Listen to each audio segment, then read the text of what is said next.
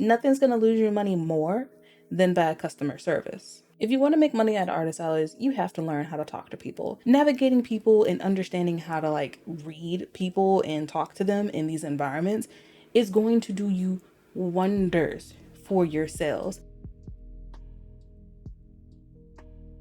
With such a large convention, you're probably wondering, what's it like even interacting with the different artists in the artist alley? I can tell you right now, it was very loud, especially during the crowded periods. You literally had to lean in and talk to the person at the table if you wanted to have something of a conversation with them. In the slower periods, it was definitely a lot more pleasant to interact with the artists at the tables. They're a little bit more engaged and they're able to kind of give their attention to each person who approaches them. And during the busier times, they're not rude or anything, like by any means. Everyone was very nice and pleasant, but of course it's a little bit more kind of cut and dry. They're like, hey, hello, let me know if you have any questions, and then when it's time for you to purchase, you'll hop in, be like, I want this, this, and this. They go, okay, cool, cash your card, blah blah blah. And then on the other side, it's, hey, hi, hello, oh my gosh, I love that you have like this one piece of artwork. They're like, oh my god, yeah, I'm a huge fan of the series. And then you get to gush about your favorite stuff after a while.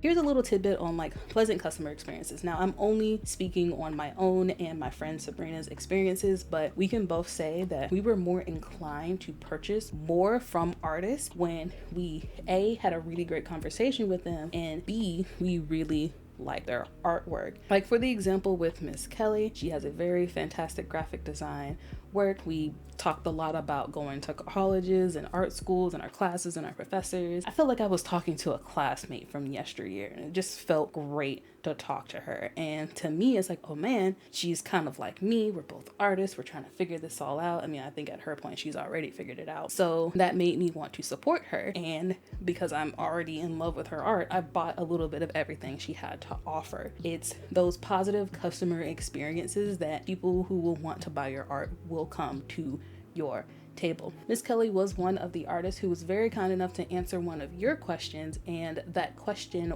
was, how do you eat healthier vending at these events, especially when you have to travel? I'm gonna let her answer that and then we'll be back. So one of my top tips for eating healthier at conventions is obviously before you get here, ahead of time, look up what's available. You can't always rely on food on the convention floor to be healthy.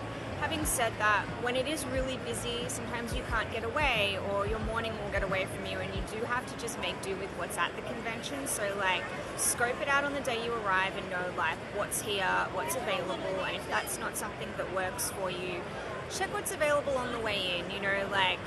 We don't always rate Subway, but you can get a healthy sandwich there. Stop at Walgreens, stop at CVS. There's lots of options that I think work really well, and food that will sort of, it'll last a few hours if you bring it in the morning, so you've got lunch, and it means you don't have to deal with the lunch rush of a show. But prepping ahead is one of the biggest things I can recommend. It's just knowing what's in the area. Now, another positive kind of buyer vendor experience that I didn't necessarily have, but my friend Sabrina had, was with the creator Mojo97, coming back for round 2 in the video. Let's go. So she had this, I'm definitely gonna have to fact check with Sabrina later, but she had this type of fruit. And apparently when you cut it open, it kind of looks like a little booty. She had different iterations of that fruit on various merchandise. So she had it on a keychain, she had it as a lanyard, she had it as stickers, a sticker sheet. I want to say there was one more product that she had that specific type of fruit is, but I didn't know what the fruit was. But my friend Sabrina, who's Puerto Rican, she immediately knew what that fruit was. And then her and Mojo proceeded to bond over their experiences, eating the fruit, talking about the fruit. Sabrina gushing over, oh my gosh, people don't really make product of this. I've never seen this before. That's really awesome. So her and Mojo were really able to vibe over a fruit themed product that has cultural significance to the both of them. So that's another way that you can create a positive customer experience with someone. So maybe one of your products hits home for them, or maybe one of their products is fan art of a series they never thought they would see fan art of before.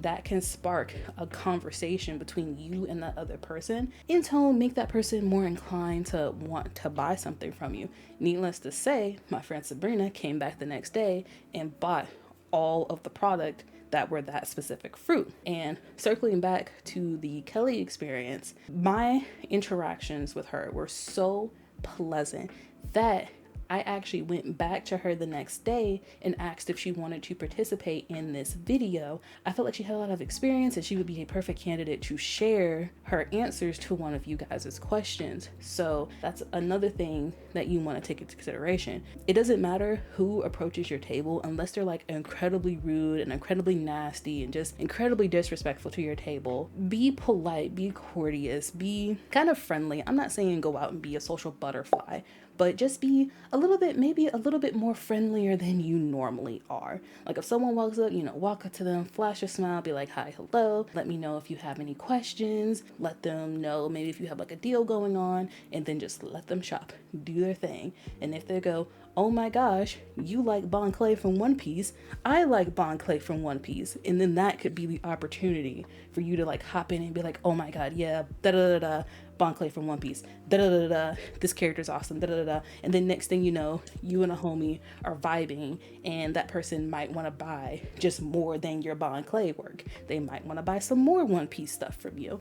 You just kind of want to create a comfortable situation where the customer can either maybe have like a nice conversation with you. If not have a nice conversation, just be polite, be cordial with them, and just answer any questions that they may have.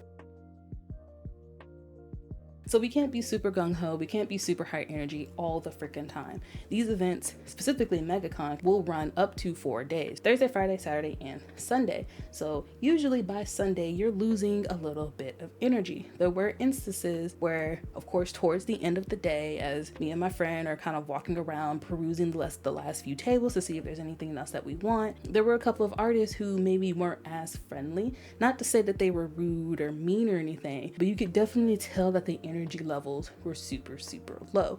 Of course, we're super understanding. We're like, yeah, you've been like at the convention all day, we get it. But if there's nothing that really caught our eye, we're just gonna keep going about our day. In an idealistic world where that person was maybe a little bit more energetic, maybe not energetic, but maybe if the person was just like a little bit more alert, just pretending to be alert and aware, that may have incentivized us to want to purchase something. Because at the end of the day, we're all human beings. We're freaking selfish. If we didn't have that good customer service experience, we're not going to buy anything. I don't know, some of us are like that. Just don't force yourself into anything, but if you can flash a smile, be kind of polite, like people can feel the low energy vibes, but I guess in a way they can also kind of appreciate the fact that you're still trying to keep a good vibe going.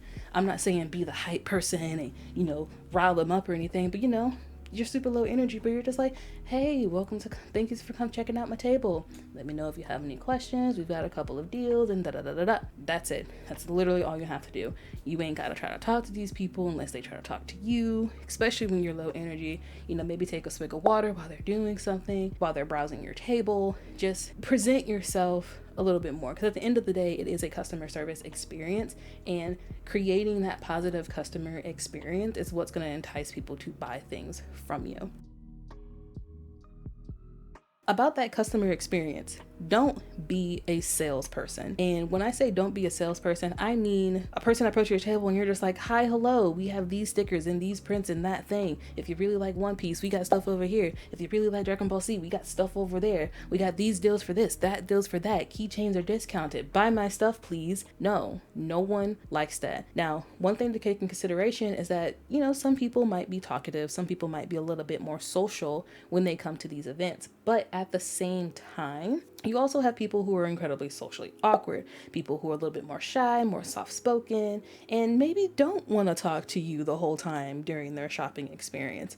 And one thing for sure, I know I can't do it. I cannot multitask. I can't talk to a person and peruse their items at the same time. I have to engage in the conversation, then peruse. So I guess if anything, as you start doing more and more events, as you start interacting with more people, hell, just more people in general, start to kind of learn how to read people in a way. And I'm not saying like, oh, this person is this height and this weight and they have this life experience. No.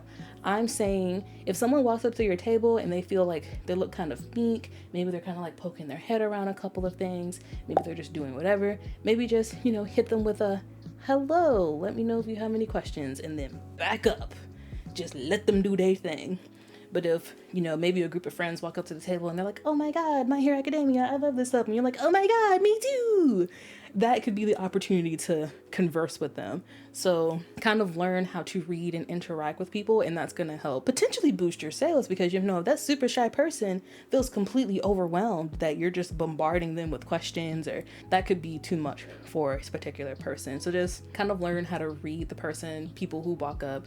If they look like, they're a little bit more engaged, that might be the person to strike up a conversation with, or just kind of maybe ask them a question, or ask them if they have any questions, or maybe point them in a specific way if you think that customer would like it. Now, going back to the negative experience, one specific experience that I had at, I want to say Bold Missouri last year, was I wore a cute outfit. I had on a t-shirt with the Wednesday Addams on it. And when I tell you that there were at least, I want to say 5 different vendors in both the artist alley who kept pointing me to their Wednesday merch very aggressively. They're like, "Oh, you like Wednesday Addams? I've got this Wednesday Addams t-shirt," or "You like Wednesday? You're gonna love this Wednesday sweatshirt bucket hat invention that I made." On the one hand, they're just trying to help. They're just trying to point your direction in the thing that they think that you will like. But on the other hand, if I'm just perusing and I haven't specifically asked you, "Hey, where's your Wednesday merch?" Don't go, "Oh, we have Wednesday merch over there." You have to be strategic when you do these kinds of things. If you see someone in a Power Rangers t-shirt, don't go, "Oh, forget all the stuff you're looking at over here. We got Power Ranger stuff over here. You've got a Power Ranger t-shirt on, so that means you want to look at the Power Ranger stuff." You just made the assumption that because they have a t-shirt on of that franchise, that they're just only going to care about that one thing. You can see how that can be a little obnoxious. So just kind of pick and choose your battles when you are guiding people towards specific items that you think they will like. I don't know, that one might be a little bit more complicated to read, but I figured I'd bring it up anyway because this is a specific situation that I've experienced when wearing that Wednesday shirt in particular. But I imagine that there are other people out there who've gone to conventions and maybe had a vendor kind of push them too hard in one specific direction. So just something to just be mindful of if that's something that you catch yourself doing. This video is a part of a series where I shared the different aspects of the MegaCon Artist Alley so that you can be more prepared on your art business journey. The next video is going to talk about taking payments, so be sure to subscribe and hit the bell so that you can get notified when that video goes live. If you're looking for more Artist Alley videos, check out this one.